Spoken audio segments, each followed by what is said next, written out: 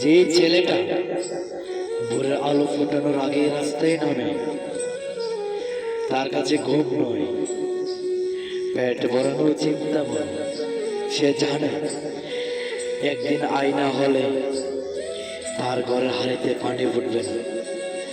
সমাজ তাকে অপরাধী ভাবে, কিন্তু তার খালি পেটে কেউ ঢুকতে চায় না। একটা পরিবার যখন হাসপাতালের বিল দিতে না পেরে